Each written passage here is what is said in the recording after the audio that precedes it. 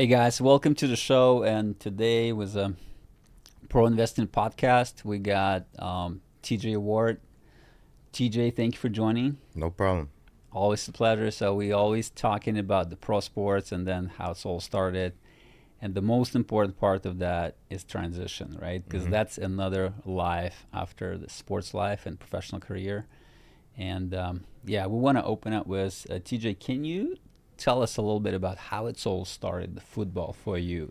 Oh man, gotta go back a long time ago. I started playing when I was 8 years old, and my dad played high school, college, and he got drafted, but unfortunately, he got a knee injury his last game of his senior year. So he ended up going through a few camps in the NFL, but pretty much he was given or he gave most of his time to us growing up and training and to his Wow. family and working. So shout out to my pops. Yeah, that's so good. So your See, I'm dad making was sure it's actually on. coaching you, right? Sorry. And he was actually spending a lot of time Hmm. consciously, right, getting you into the position to get to the league, right?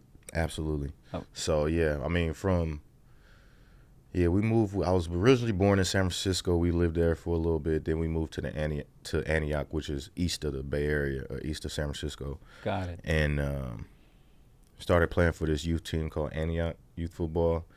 And my dad started coaching, not initially, but like 2 years after I started playing. And yeah, pretty much I played there, and then went to De La Salle High School in Uh-huh. Concord, which is one of the best high school programs in the country.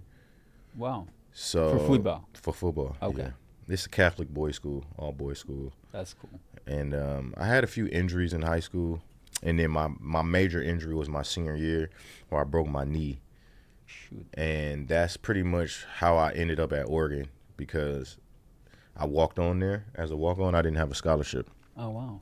so I walked on and earned a scholarship there. And Really?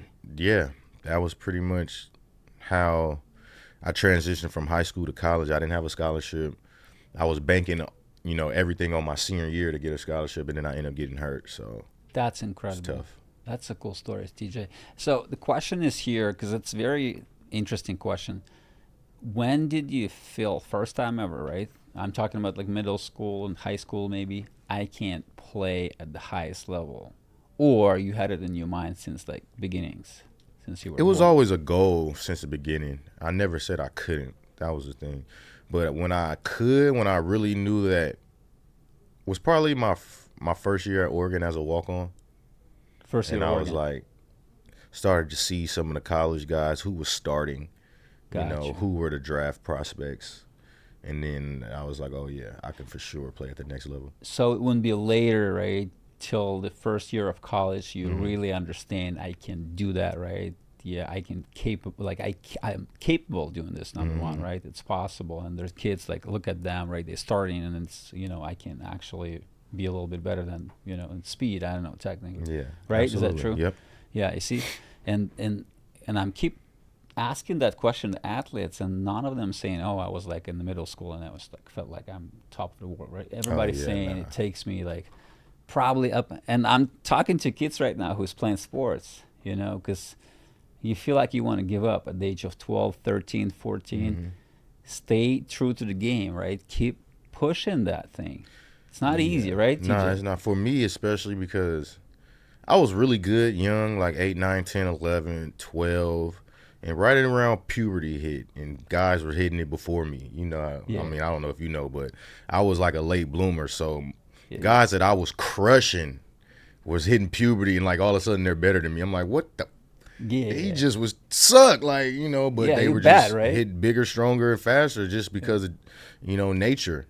And man, I didn't hit it till dang near junior, senior year in high Junior, school, senior, right? So yes. You guys listening to I that? was like, one of those ready to quit, ready to like, dude, I just don't got it no more. And then I hit it like summer junior year, boom, 4 inches, 20 pounds. Yeah, Like, yeah, yeah, yeah. came back Muscles the start to next come year, up, guys right? like, who the hell is this? Like, it's not TJ. So yeah, it'll come, man. And then that's when I started getting my confidence back. Right. Yeah, But I was lacking yeah. confidence most of high school. Like freshman to senior year. Like My most of man, high my school, man, talking my now. confidence was under the So, table. Side story. Every single night, the conversation was my kids. Hmm. My older one starts to understand. He's 6'7" right now, like 180 pounds. My younger one is 12. He's the smallest kid in the team. Yeah, that was me for sure. And, give him 4 years and he's going to be the biggest kid. Hmm. And he wants to quit every single day. And the reason why?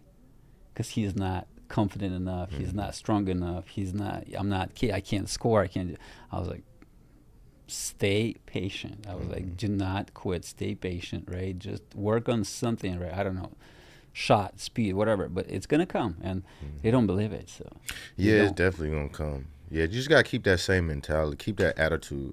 Like for me, I was undersized, but I was still out there hitting guys. yeah, Like I was like, this is what I do, big, small, or in between. I'm gonna keep doing it, and that's what kept me on the field. Like I wasn't the fastest, definitely wasn't the biggest, for sure wasn't the strongest. But like you said, find something. I was a Find hitter, something, so I was flipping guys and just trying to make everybody feel this pain. Because that's what I was like, man. Yeah, it sucks. Like it sucks. It was sucked really bad. good. Because guys that just didn't even have my athleticism, right, were playing over me because they were bigger. It's like, man, this sucks. That's a cool story. So, next question, right, TJ? I mean, Super Bowl. That's huge, right? The football world, right? Everybody's like the whole universe watching that thing. Pretty much. So tell me your experience going to the first ever Super Bowl. How does that feel? It's been a goal for like a lifetime in sports, right? And all of a sudden you're there and everybody watching. So can you tell us a little bit about that? I mean, I've only been in the playoffs twice. Uh-huh. We lost the first round, and then the second time I've been in the playoffs, we won a Super Bowl. So I don't have all this playoff experience and all these games played in the postseason. I got like 3 games, and we made them count. So it was actually the Super Bowl I won was played in San Francisco, my hometown, or the Bay Area. It was actually in Santa Clara, but San Francisco 49ers Stadium. So that was amazing. Just coming home, Super Bowl 50, mid-century, at home. It was just a dream come true. Like, Yeah. I just got a lot of flashbacks of my history of playing and being in San Francisco, and just who would have thought?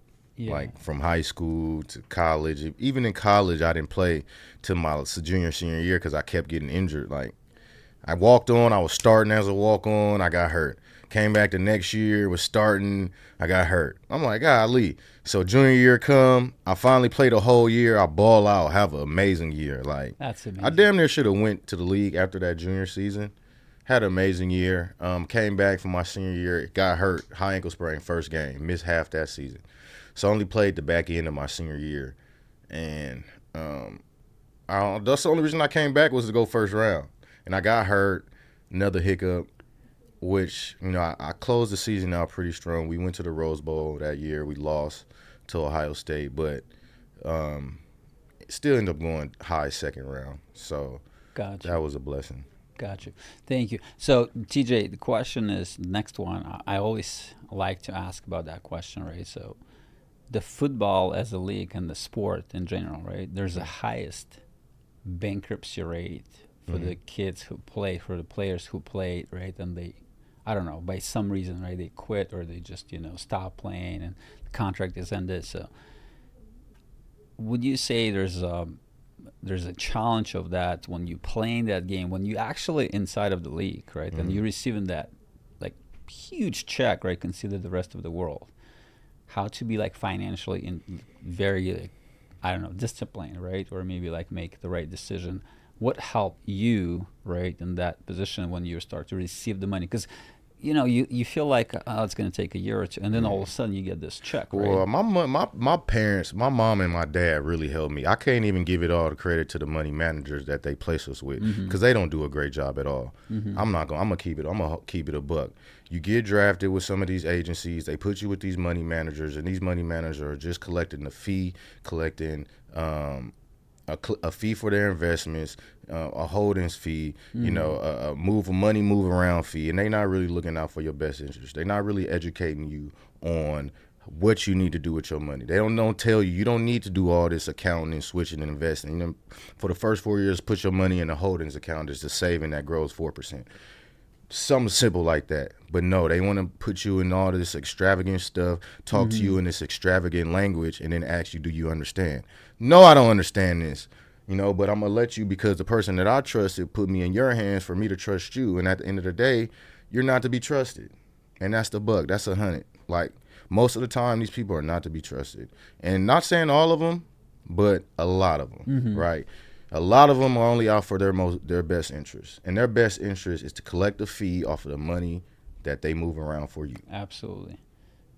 Can you give them advice, like the younger guys who's coming to the league? So what's going to be the best way for them, you know, to stay financially, right? I'd say first, man, before, just get the simple knowledge on money management.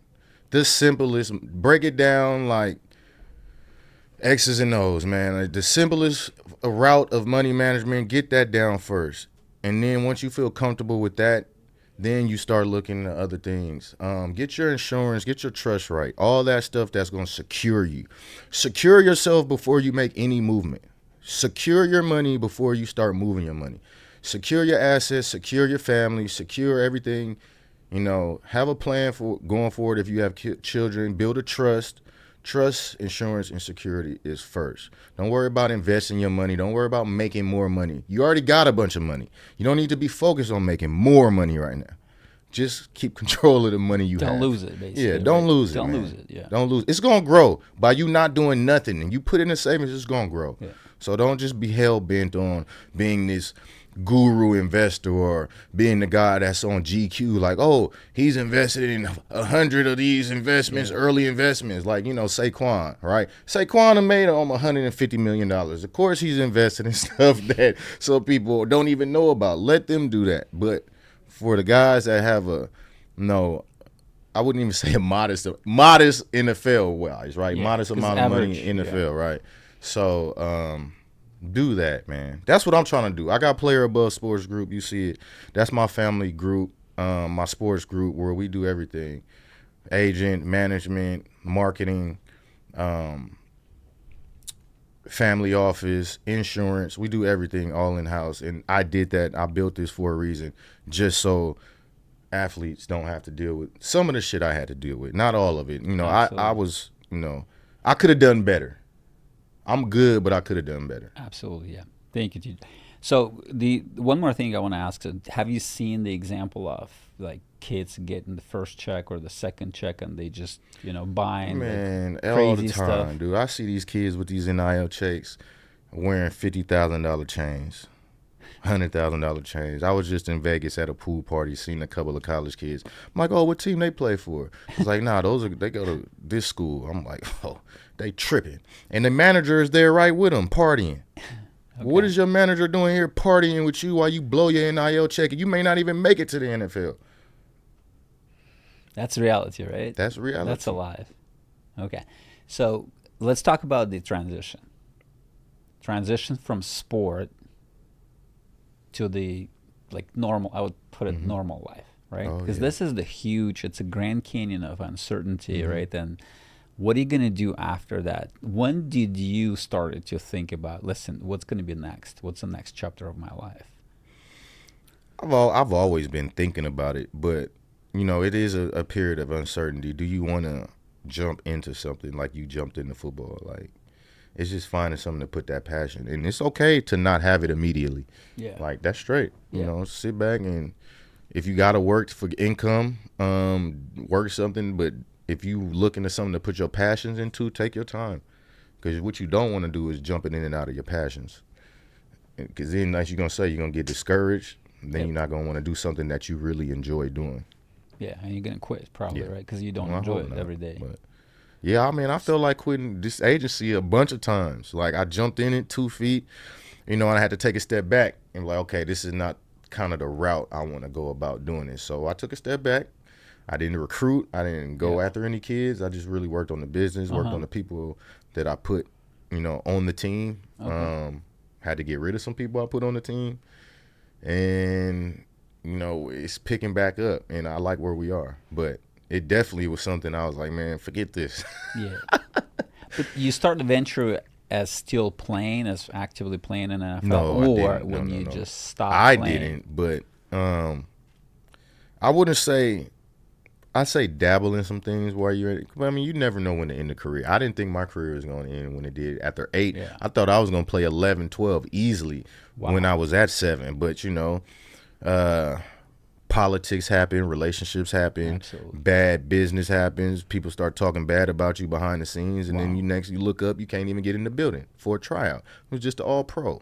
Wow. So, you know, things like that happen, and you can't control them. Do you think it's possible while playing, doing something like any type of business or starting Yeah, something? I Or mean, it's too much. It's a little too much. A little too It's much, really right? too much. Yeah. I mean, I know a lot of guys that kind of do some day trading and little things like that. Maybe something during the off season that you could start developing. Gotcha. But I wouldn't be trying to run no full business while you're playing. While we're playing, okay, Yeah. in the season. Okay, that's cool. So, TJ, thank you very much. And then where the people can find out more about you or maybe reach out so to many the players outlets. about? Mainly, my Instagram is at BossWard43, and that's X and Instagram and not TikTok.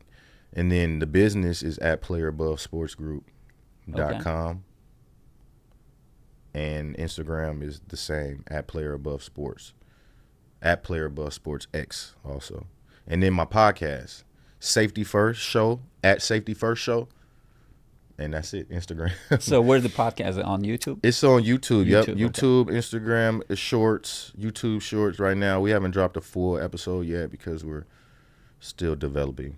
Okay, So that's pretty cool. So you guys make sure to check it out, right? TJ, it was his at Safety First YouTube, right? The podcast. Yep.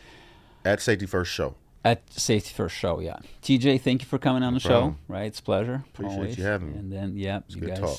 have a good one, right? Next one.